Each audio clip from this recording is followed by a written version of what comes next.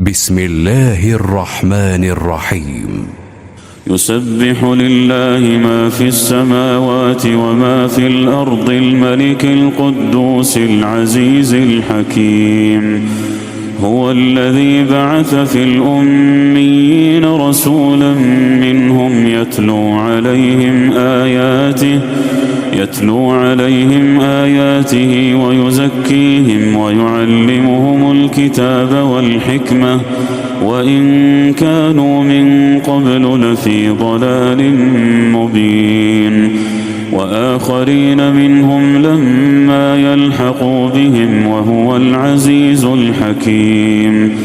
ذلك فضل الله يؤتيه من يشاء والله ذو الفضل العظيم. مثل الذين حملوا التوراة ثم لم يحملوها كمثل الحمار يحمل أسفارا بئس مثل القوم الذين كذبوا بآيات الله والله لا يهدي القوم الظالمين. قل يا أيها الذين هادوا إن زعمتم أنكم أولياء لله من دون الناس فتمنوا الموت إن كنتم صادقين ولا يتمنونه أبدا بما قدمت أيديهم والله عليم بالظالمين.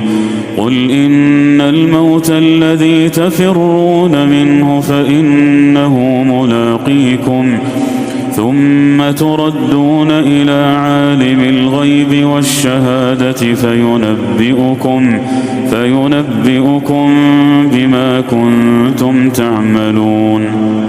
يا أيها الذين آمنوا إذا نودي للصلاة من يوم الجمعة فاسعوا إلى ذكر الله وذروا البيع ذلكم خير لكم إن كنتم تعلمون.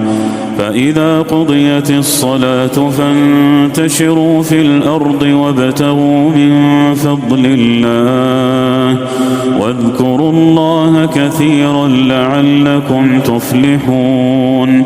وإذا رأوا تجارة أو لهوا انفضوا إليها وتركوك قائما قل ما عند الله خير من اللهو ومن التجارة والله خير الرازقين.